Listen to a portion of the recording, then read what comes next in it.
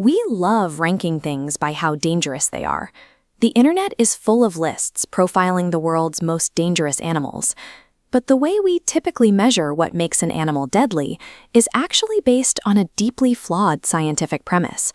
This is LD50, or median lethal dose, the exact metric scientists use to evaluate toxicity. It measures the dose required to kill half a test population.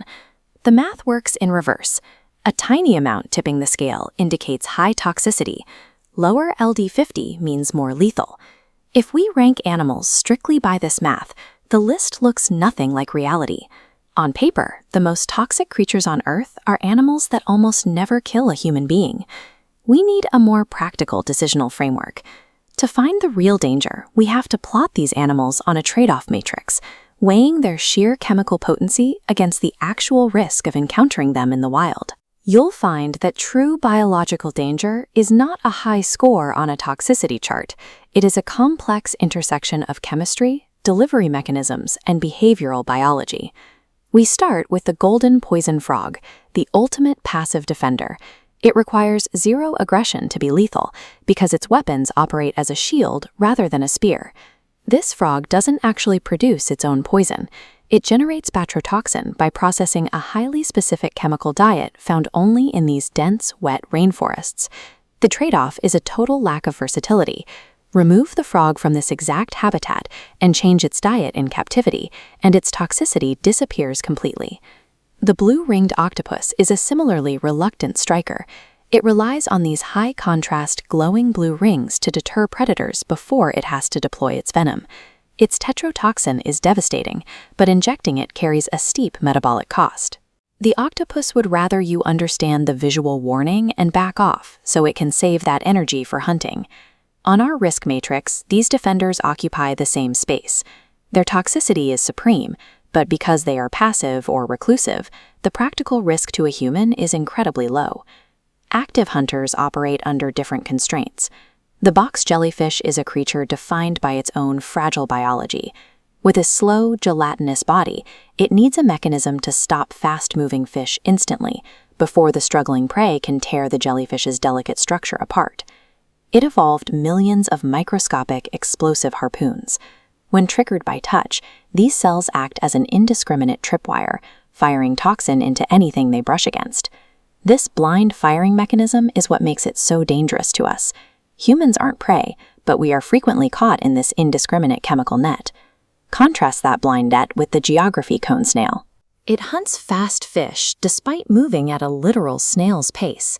Instead of a generic neurotoxin, it deploys a Nirvana cabal. This is a targeted cocktail of weaponized insulin that crashes the prey's blood sugar, inducing a stupor so the snail can finish the job. Producing this high-precision chemical hacking tool is energy-intensive. The snail has to consume whole schools of fish to make that metabolic investment worthwhile. On the chart, the jellyfish represents a high-toxicity, high-risk hazard because its delivery is indiscriminate. The cone snail is just as toxic, but its precision keeps it in the low-risk category for humans. That brings us to the inland taipan, the undisputed champion of mathematical toxicity. A single bite contains enough venom to kill over 200,000 mice. It possesses the lowest LD50 of any land snake ever tested. This level of overkill is an evolutionary necessity. It is a specialized weapon designed to instantly neutralize desert mammals before they can retaliate or escape into a deep crevice. But the inland taipan is remarkably placid and lives in the most remote deserts on Earth. Because we almost never cross its path, the human death toll from this snake is virtually zero. This is our mathematical king. It possesses the highest lethality on the planet, but that power is entirely irrelevant to human safety in the real world.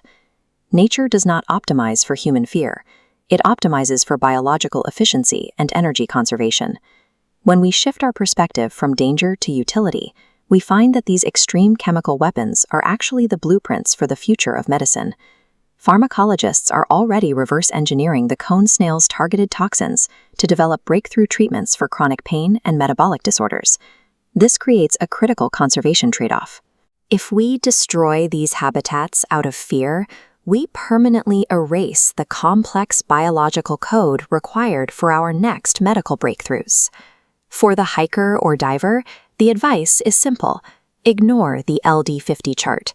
Your real risk is defined by an animal's behavioral aggression and how often you overlap with its habitat. For the medical futurist, extreme toxicity isn't a hazard, it's a marker for high-value biological engineering that is ready for human application. Real optimization means looking past the clickbait list of deadly creatures to recognize that the most terrifying chemical weapons on the planet are the very same compounds that will save your life.